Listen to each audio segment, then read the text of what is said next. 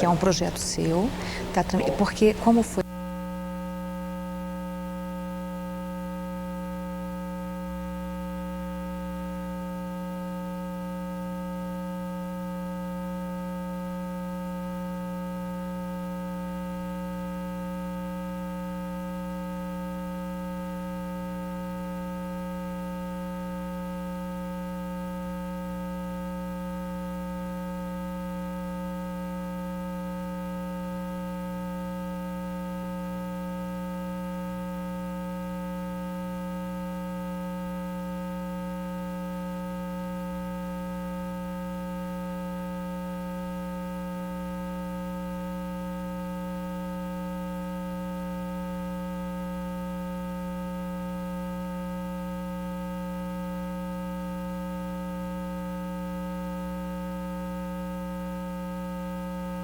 Essa luz não faz falar muito dela.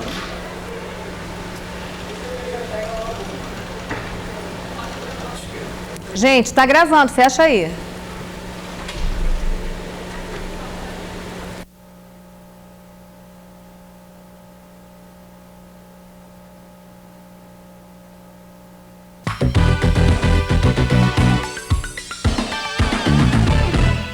Olá, o primeiro plano de hoje é com o deputado distrital Paulo Tadeu.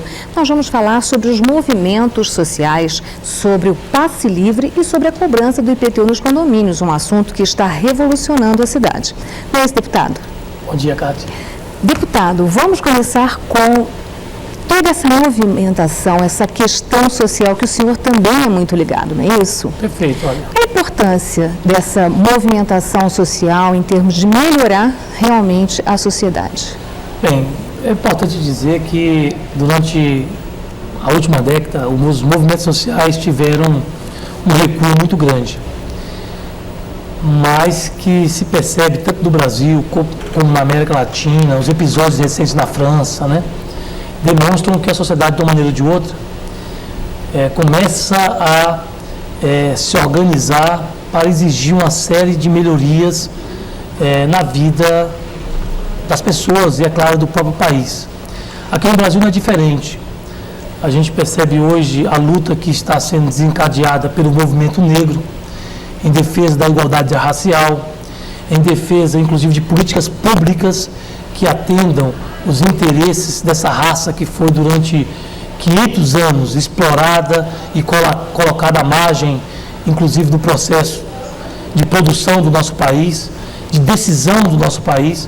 Estamos vendo aí as marchas que estão acontecendo em Brasília. Sem dúvida, essa marcha, essa última, que é Zumbi mais 10, Perfeito. Essa marcha, ela mostra claramente a insatisfação de uma minoria, no caso o negro, né? A gente não poderia nem chamar uma minoria, porque hoje o negro vamos dizer assim, faz parte da sociedade como um todo. O brasileiro que não tem negro é difícil, não é, deputado? Exatamente. E além dessa marcha, né, tem outra programada agora para o dia 22, que está sendo chamada pela CUT, pelos movimentos sociais, que tem um objetivo, né, o objetivo de apresentar à sociedade, apresentar ao governo uma série de propostas relacionadas a políticas públicas que, infelizmente, vêm tendo uma resistência por parte de setores da sociedade para que essas políticas sejam implementadas.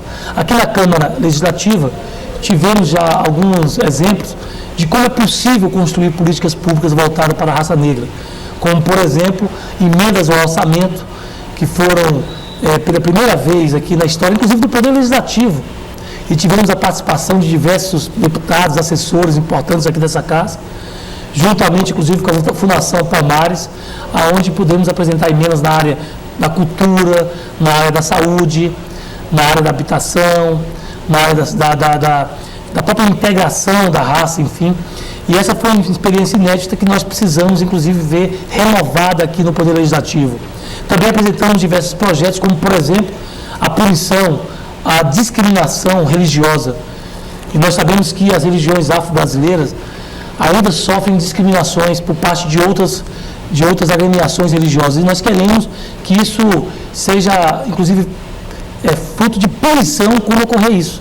O senhor acha que essa segregação, que esse racismo, como nós chamamos, ele parte de uma falta de educação cultural do povo? Porque o negro, ele foi visto como uma mão de obra escrava e, pelo que eu vejo e pelas manifestações, continua sendo encarado dessa forma no Brasil? Olha, na minha opinião, isso é fruto de um racismo que ainda está, eu diria, no interior, né, da nossa sociedade e que muitas vezes não aflora. Você fazer a discriminação de uma religião ou de uma raça por uma questão de cor ou mesmo de credo é uma demonstração de que a nossa sociedade precisa evoluir muito, ainda é uma sociedade preconceituosa, e nós temos que criar instrumentos para isso, para diminuir, fortalecer uma cultura de igualdade, diminuir essas desigualdades que existem entre as raças. Nós sabemos que o negro, que ocupa o mesmo posto dentro de uma mesma empresa, recebe menos que o branco. Nós sabemos que a raça negra ainda tem apesar de ser numerosa em nossa sociedade, esse número não reflete, por exemplo, nos postos de comando desse país, seja no Ministério Público, seja no Poder Judiciário. Isso sem contar o nível de escolaridade, que ele não tem acesso. Até porque houve toda uma política que foi desencadeada nesse país para segregar o negro, deixar ele à margem desse processo de decisão, eu diria, inclusive, de produção do nosso país. E o senhor acredita que com todo esse movimento, esse último, inclusive, que teve, vai haver uma sensibilidade por parte do governo federal e mais ainda da sociedade em dar condições ao negro de ter igualdade, que seria esse fato, de Constituição, é legal? Olha, eu não tenho dúvida que as soluções para construir essa verdadeira igualdade, ela só irá acontecer à medida em que o movimento se organizar, à medida em que o movimento exigir do poder público e da sociedade mudanças nessas relações. Aqui mesmo na Câmara Legislativa nós temos uma lei, um projeto de lei apresentado por mim e pelo deputado Chico Floresta, que institui no âmbito do Distrito Federal o Estatuto da Igualdade Racial, que está sendo discutido nas comissões. Então, assim, tudo isso é fruto de quê? Fruto da própria organização, fruto da própria exigência e da mobilização dos movimentos sociais que estão hoje voltados a essa construção da igualdade racial. Além disso, nós sabemos que existem outros movimentos, como o movimento pela reforma agrária, que cresce a cada dia, apesar de todo o preconceito da elite brasileira, de toda a tentativa de criminalizar o movimento pela reforma agrária.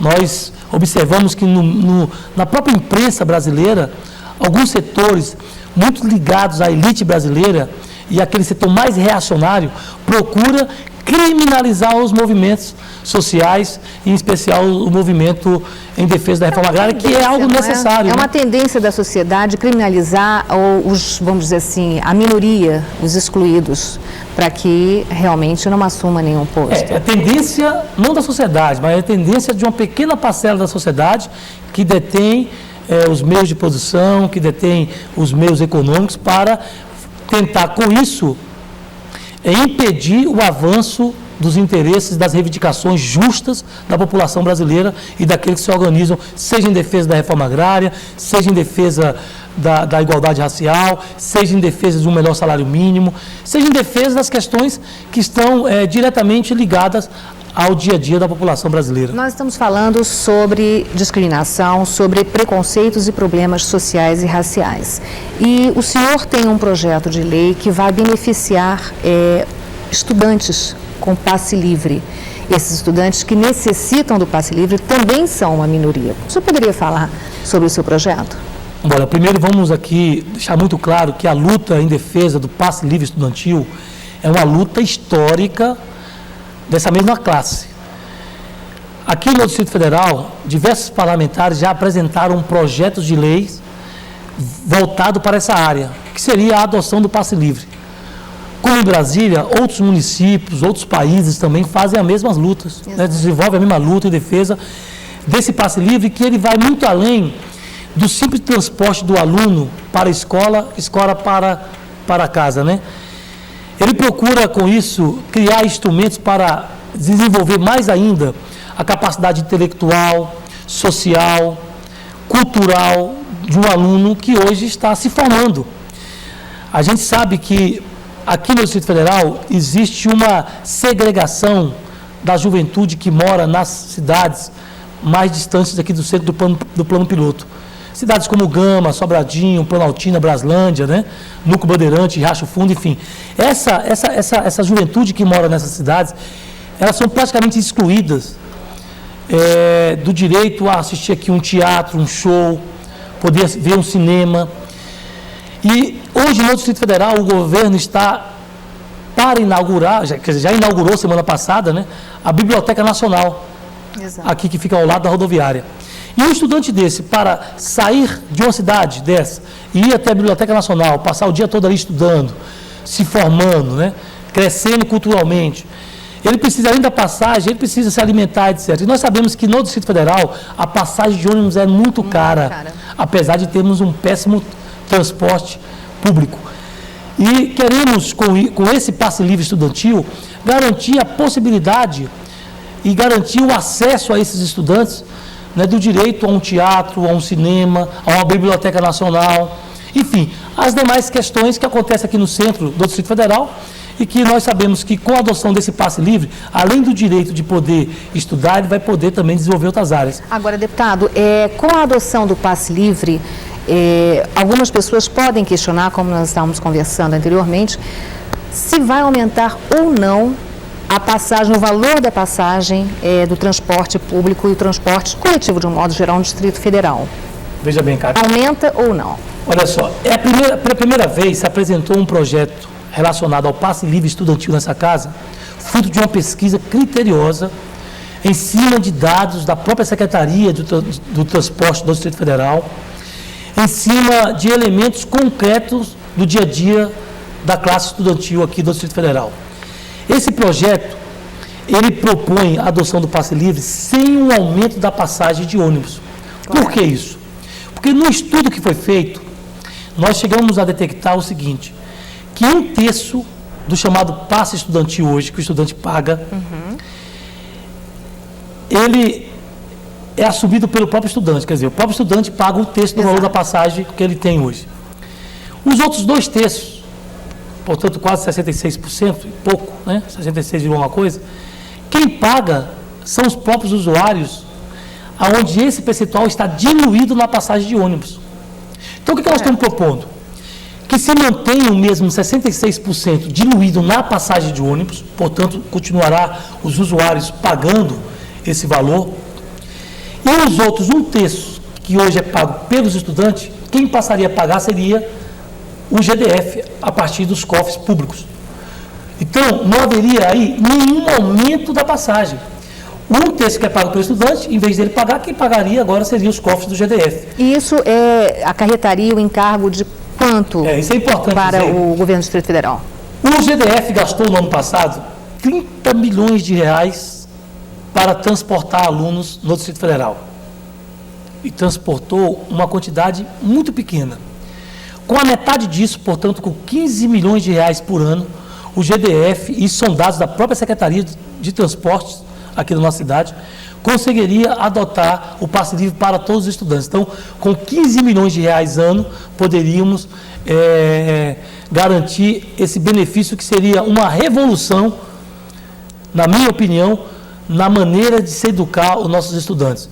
E é bom que se diga que 15 milhões, se considerarmos esse valor em relação a outras rubricas, a outros valores, nós vamos chegar à seguinte cifra, à seguinte comparação. O governo vai gastar esse ano aproximadamente 150 milhões de reais com publicidade. 150 milhões de reais com publicidade.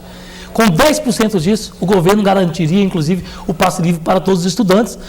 E, como eu já disse, é uma revolução, inclusive, na forma de ensinar e na forma de garantir a esses estudantes que estão se formando, né, o acesso a produções culturais, artísticas, dá oportunidade à população que não tem condições de chegar à cultura, porque a cidade ela se movimenta por aqui pelo plano piloto, não é isso? Agora, deputado, vamos passar para um outro assunto que também está tomando conta de todos os jornais da cidade, que é a cobrança do IPTU nos condomínios. Foi feita a cobrança para todos os condomínios e agora começa a alguns condomínios não pagarem mais. Ganharam o direito a liminar na justiça. Caso o GDF perca essa ação, como é que fica a situação daqueles que já fizeram o pagamento? Bem, a questão do IPTU, ela tem vários aspectos que precisam, né, que nós vamos abordar agora. O primeiro é do valor do IPTU. Correto. Todos os anos o governo manda para a Câmara Legislativa o projeto de lei que, aprovado, passa a vigorar no ano seguinte. E existe um questionamento muito grande por parte da população do Distrito Federal dos valores pagos por esse importante imposto, que é o IPTU. O fato é que o governo vem, ano a ano, em algumas regiões dessa cidade, aumentando o IPTU bem acima da inflação. E isso é que vem criando, inclusive, essa distorção. Porque a população vem percebendo que, passa ano, entra ano, o IPTU vai aumentando juntamente com outros impostos, como a TLP, IPVA, a contribuição de iluminação pública. E esse aumento acima da inflação, ano a ano, acaba prejudicando o orçamento familiar. Correto. Bem, uma outra questão, e aí, especificamente com relação a isso, nós estamos trabalhando sempre com o objetivo do governo dar como aumento máximo o INPC acumulado dos últimos 12 meses, que para esse ano está previsto em torno de 5%. E em alguns casos o governo está aumentando o IPTU em 17%, em 18%. Tem alguns casos que o governo inclusive já corrigiu porque reconheceu o erro, que tinha um reajuste de 390% lá no Riacho Fundo. Então, assim, são esses elementos que acabam gerando, né, como já disse, um impacto forte no orçamento familiar e aí diminuindo. Um outro aspecto é a cobrança do IPTU em condomínios.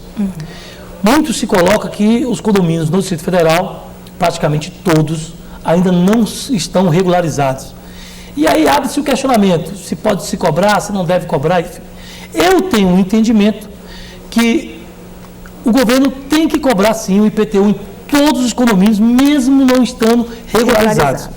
Esse é o meu entendimento. Porque a cobrança do IPTU, para quem não sabe, é o direito de estar usando aquela terra, não é Exatamente. isso? Independente de ser dono ou não, ele está utilizando a terra. E ainda tem decisões do Poder Judiciário muito claras com relação a essa questão, que independente do condomínio estar ou não regularizado, tem que se pagar.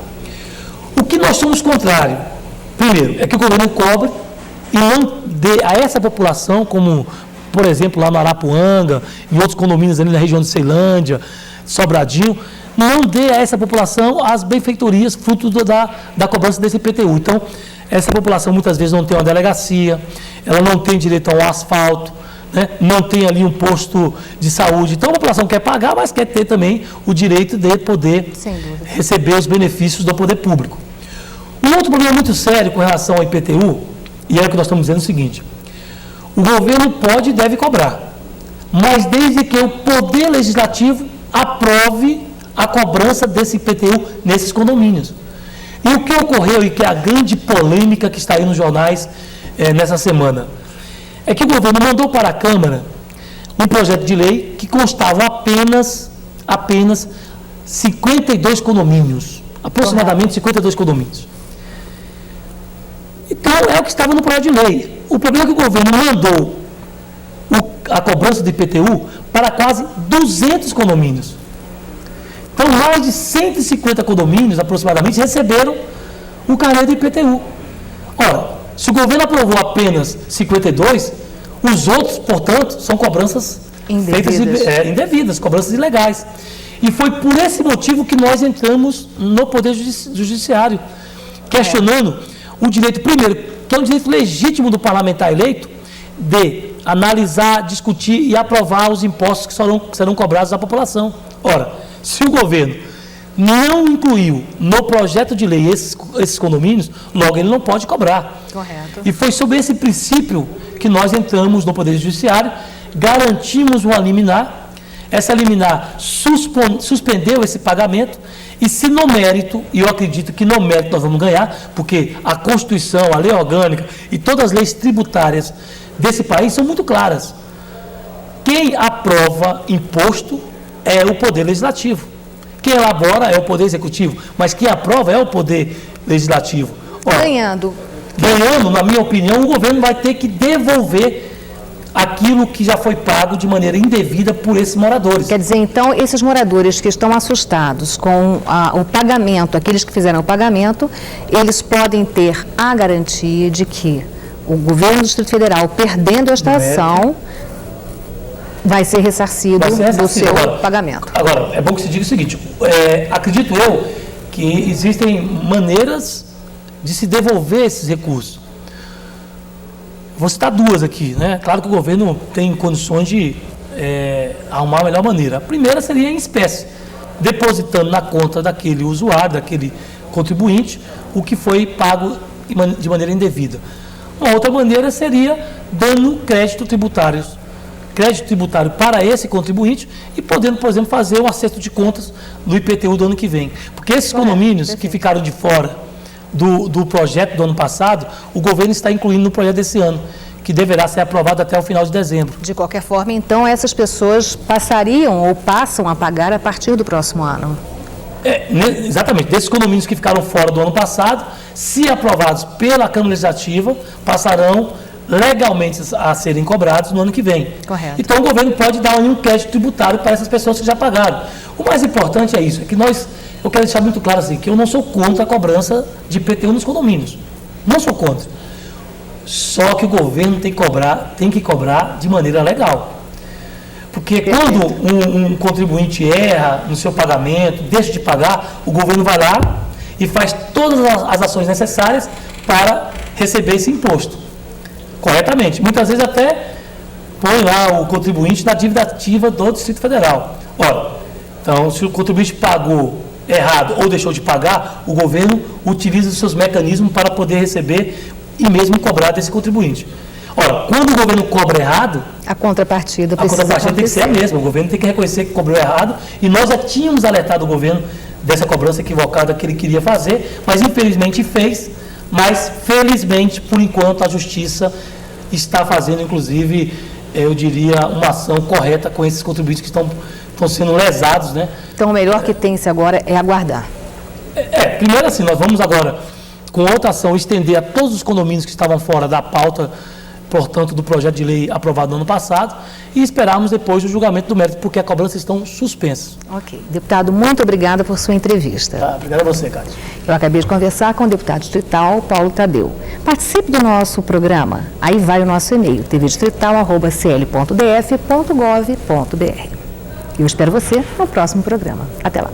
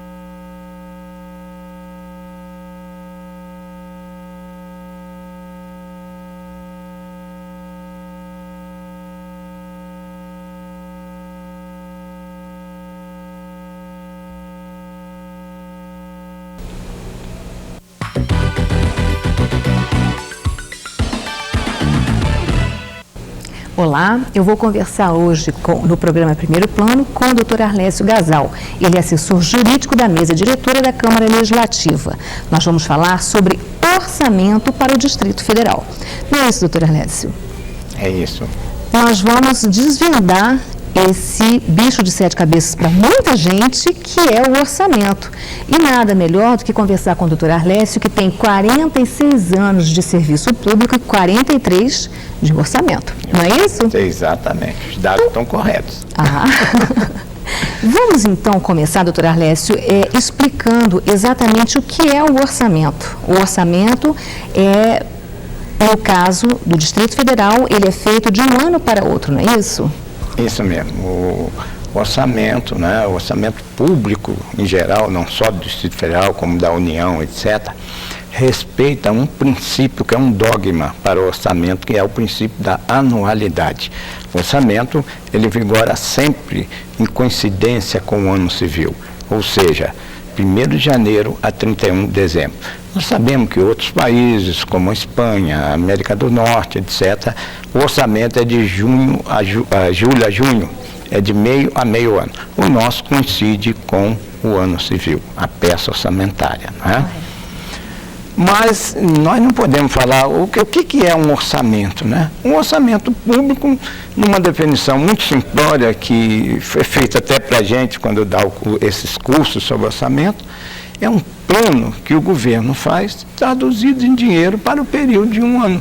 Então é uma coisa muito simples, não é? Não precisa você complicar tanto uma definição de orçamento. O governo planeja suas ações para o período de um ano, traduz em dinheiro. A iniciativa da lei é do Poder Executivo e a sua aprovação é do Poder Legislativo. Então, começa a peça orçamentária vindo do governo do Distrito Federal, do Poder Executivo, e acaba por uma aprovação aqui no Poder Legislativo. E concretiza mesmo com a sanção do governador ao projeto de lei aqui aprovado.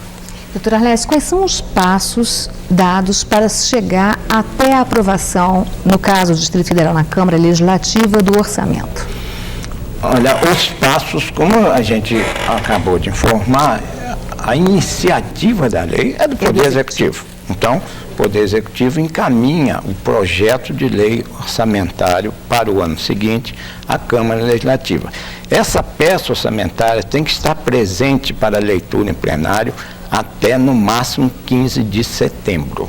Certo. Então, chegando aqui o orçamento, a proposta orçamentária, ela é feita a leitura no plenário do projeto de lei, é distribuída em avulsos a peça orçamentária e encaminhado imediatamente à Comissão de Economia, Orçamento e Finanças da Casa.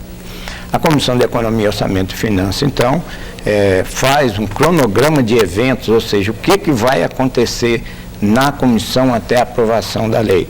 Então, faz esse cronograma de eventos, ou seja, a distribuição para os relatores parciais, porque eles dividem as diversas unidades orçamentárias entre os membros da comissão, que são os relatores parciais, que vão fazer o relato das unidades que estão distribuídas, né? As unidades que vão ser distribuídas para cada relator.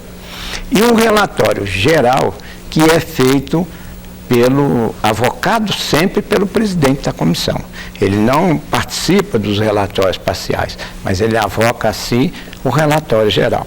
Nesse interregno, nós temos os prazos para apresentação das emendas, que desse ano terminaria em 23 agora de novembro. Então, esse prazo é dado aos deputados que vão atender às demandas das comunidades que fazem essas diversas solicitações. As audiências públicas são efetuadas para ouvir a comunidade. O que eles acham importante que seja feito dentro da sua cidade satélite. Então, os deputados usam as emendas, não é, para poder atender ao pleito dessas comunidades, elegendo prioridades. Por isso, as audiências públicas, para reunir todas essas reivindicações e incluir no orçamento para o próximo ano. Para o próximo ano. Correto. Né? Então, aí, depois é apresentadas essas emendas, são analisadas pelos relatores parciais, que apresentam os seus relatórios, e aprovado na Comissão de Economia. Passa para o relator geral, que vai fazer os ajustes, etc., porventura que sejam necessários, né? E daí, então, aprovado pelo plenário da comissão, vai para a parte final do procedimento aqui no Legislativo, que é a aprovação pelo plenário da Casa. O plenário, então, aprova o projeto de lei orçamentária e encaminha para a sanção do presidente. Aí, desculpe, presidente na presidência da República, mas aqui governador. Porque o senhor já foi ministro, o senhor já trabalhou. Já trabalhei muito também federal, na área federal, onde a gente caminhava para o presidente. Exato. Aqui o governador é que sanciona, evidentemente, né? Então, feita essa sanção, o orçamento está aprovado e já está pronto para o início da sua execução, que Aí já é uma outra fase é outra do fase orçamento. do orçamento. O orçamento tem a sua fase de elaboração, que culmina com a sanção do governador do projeto de lei orçamentária, que transforma em lei. E daí para frente, então, começa o chamado a fase de execução orçamentária. E essa fase, então, é que vão ser distribuídos, vamos dizer assim, o orçamento distribuído para todas as necessidades e as unidades específicas, não é isso? Unidades específicas com as suas necessidades. Isso é detalhado, né? É bem detalhado em que a pessoa vai aplicar, né? Como vai aplicar, etc. Esses recursos consignados na lei orçamentária. Mas dentro, vamos dizer assim, desse processo de orçamento, nessa fase de execução, existem porcentagens, não é isso, doutor Arlécio? Ou não? Não, o orçamento hoje no Brasil, ele não é mais aquele orçamento tradicional que você distribui o recurso e diz, olha, você só pode gastar isso em material, isso em serviço, etc. O orçamento nosso hoje é o chamado orçamento programa. Então, quando você já recebe o seu orçamento votado, você já sabe em que vai aplicar, para que vai aplicar, com que finalidade você vai aplicar aquele dinheiro e qual é o produto que você vai obter com a aplicação daquele recurso consignado na lei orçamentária. Então, não existe mais, isso foi o orçamento clássico ou tradicional, onde você pegava, dava um percentual para o Ministério da Justiça, outro para o Ministério tal, outro para a Secretaria tal ou qual, e não definia um programa de trabalho. Isso só foi possível depois com o orçamento programa, quando se instituiu nesse país a classificação funcional programática, que tem que constar em todos os orçamentos. O que é essa coisa de classificação orçamentária? Você perguntava se era difícil uma pessoa que não tem muita experiência fazer um orçamento. Isso. Bem, olha, hoje a gente dá os primeiros passos todos os anos na Câmara, dando um curso sobre elaboração orçamentária. Então, tudo começa naquelas definições, naqueles conceitos de orçamento, naqueles princípios que regem o orçamento, e depois o que a gente gasta mais tempo explicando é a classificação institucional, a classificação funcional, a estrutura programática e o gasto por elemento de despesa. O que é isso? Vamos traduzir tudo isso, né, doutora Arlécio? Vamos traduzir isso. A classificação institucional, que nasceu com o orçamento programa, ele diz quais são os órgãos e as unidades que vão aplicar os recursos da lei orçamentária. Então, um exemplo prático, uma Secretaria de Estado, o Gabinete Civil, o Gabinete Militar, né, a Procuradoria-Geral, os órgãos que vão aplicar os recursos. Essa é a institucional. Certo. Nós começamos relacionando pela institucional. Depois vem a classificação funcional. Funcional é o quê? São compostos de função e subfunção, que são os maiores níveis de agregação das ações do governo. Então, uma função, por exemplo, saúde. Aí você tem que classificar, né? Na classificação funcional, função. saúde, função, transporte, quer dizer, é a grande agregado da ação do governo. A subfunção, saúde pública, vigilância sanitária, e por aí vai com todas as ações. Educação primária, educação secundária, educação superior, enfim, essas funções são desdobradas em subfunções, é a funcional. Depois vem a estrutura programática, que são as ações que o governo vai desenvolver, né? Certo. Iluminando o Distrito Federal, a criança com sua merenda. Eu estou dando uns exemplos assim, claro, só para você ir. Nós podemos entender. Eu também quero entender. Agora, esse programa é que é o elo comum entre o quê? O orçamento não começa sozinho. Antes de você ter o orçamento, você tem que ter aprovado um plano plurianual de 4 anos. Você tem que ter aprovado a lei de diretrizes orçamentárias, que vão ditar as diretrizes para o orçamento e a lei orçamentária anual. Tanto a lei de diretrizes, chamada LDO, quanto a lei orçamentária anual, chamada LOA, são anuais para o ano seguinte. Então, nós falamos que o programa é esse elo comum. Então, no plano plurianual, você tem lá 2004, 2005, 2006, 2007. Vamos dizer, o ano que vem é 2006. Então, você vai ver quais são todos os programas que estão listados para 2006. Perfeito. Vai na lei de diretrizes orçamentárias, você tem que fazer constar ali os programas que você vai selecionar do plano plurianual. Vamos dizer que aqui nós tenhamos aprovado 80 programas para 2006. A lei de diretrizes orçamentárias vai selecionar, dentro do anexo de metas e prioridades, quais são os programas prioritários que o governo vai eleger para 2006. Então, desses 80 e tantos aqui, eu selecionei 50 e poucos.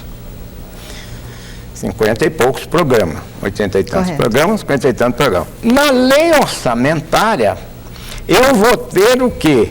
Aqueles 50 e poucos programas traduzido em dinheiro.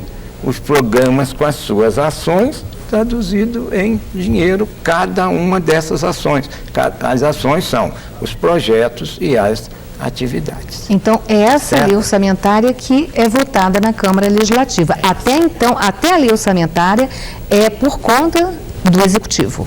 É por conta de se fazer essas coisas, dessa elaboração, é do Executivo. Exato. Aqui vem para as emendas, os ajustes e, finalmente, a aprovação pelo Legislativo. Doutora Arlésio, vamos conversar um pouco, assim, menos tecnicamente e mais popularmente. Como é que nós poderíamos traduzir o orçamento, vamos situar o Distrito Federal, com o orçamento de uma família, o orçamento de uma casa, para o telespectador entender um pouco melhor? O princípio, Cátia, é o mesmo. Parece, orçamento do Distrito Federal com um familiar. O princípio é o mesmo. Existem os dogmas do orçamento, que são os princípios orçamentários, e um deles fala no equilíbrio. O princípio do equilíbrio é o quê? É você manter como um pêndulo de uma balança que fica no meio entre receita e despesa. Então, numa casa, numa residência, o cabeça de casal, seja homem, seja mulher, quem for, ele tem que colocar uma espécie de uma planilhazinha, quais são os rendimentos que vão entrar daquela família, aquela renda familiar mensal. Então, ele somou tudo que vai entrar para ele e vai chegar a uma conclusão que no fim do mês tal, ele vai ter R$5.000 entre vencimentos, entre trabalhos executados, etc. Do outro lado, ele tem que colocar aqui quais são as despesas que ele vai fazer para pagar com aqueles R$5.000.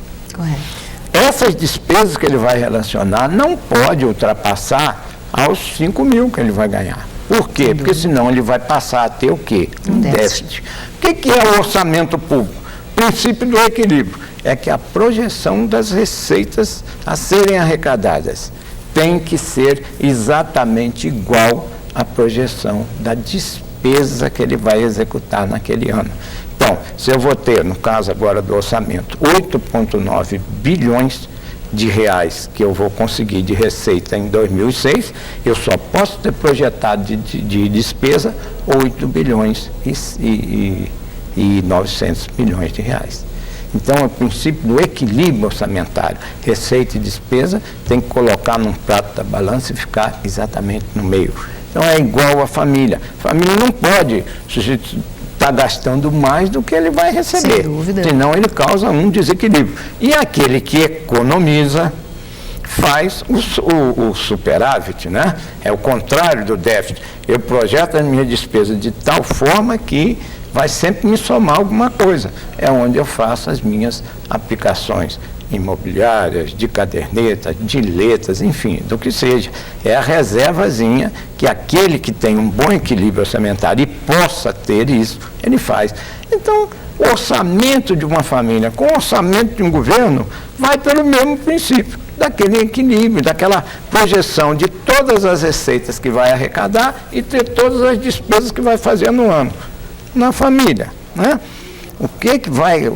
Qual vai ser a renda de todos os membros da família e dali, o que eu vou gastar? Sempre procurando obter um certo superávit para aplicação, para reserva, para um caso de uma emergência qualquer, a pessoa ter uma reserva. E se não aconteceu nada demais, faça a sua aplicação naquilo que melhor te convier. Doutor Arlécio, o senhor só dá cursos aqui na Câmara Legislativa ou o senhor dá cursos fora? Porque realmente é muito interessante, o assunto é muito interessante e elucida muitas famílias que não têm essa orientação. Muitas famílias querem entender e não conseguem.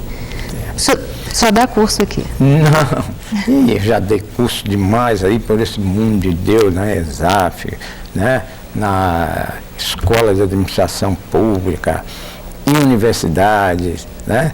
Na Câmara Legislativa, na União, enfim, com 43 anos só de orçamento, você há de convir que... É muita estrada, não é? É muita estrada, muito chão. Hoje a gente já não teria tanto fôlego assim de estar ficando até em cursinho para concurso, isso aí chamam a gente demais da conta, mas hoje eu doso um pouco à medida do meu trabalho, tá certo? Então acho que já com a idade que nós temos, com o tempo de serviço, não dá para você atender a todas as demandas. Então hoje a gente de vez em quando dá um cursinho aí, né, para concurso, se mesmo estou restringindo muito, e aqui na Câmara todo ano a gente dá um curso de orçamento. Bom, mas já tivemos tudo que é lugar de curso e a gente já deu. Com toda certeza, doutor Arlécio, o orçamento com o seu assessoramento para o Distrito Federal vai muito bem. Muito obrigado. Olha, obrigada por sua entrevista e eu conto com o senhor outras vezes aqui no programa. Mas nós estamos sempre às suas ordens. Foi um prazer enorme, Kátia, estar com você aqui. Senti muito sua falta ali na sala onde você ia comparecer para assistir a uma aula, mas... Você puxar a orelha, viu? Não foi possível, infelizmente, mas o próximo curso eu tenho total interesse. Ok. Muito obrigada e até uma próxima oportunidade. Até uma próxima, os agradecimentos são meus. Eu acabei de conversar com o Dr. Arlécio Gasal. Ele é assessor jurídico da mesa diretora da Câmara Legislativa. Participe do nosso programa, aí vai o nosso e-mail, tvdistrital@cl.df.gov.br. Eu espero você no próximo programa. Até lá.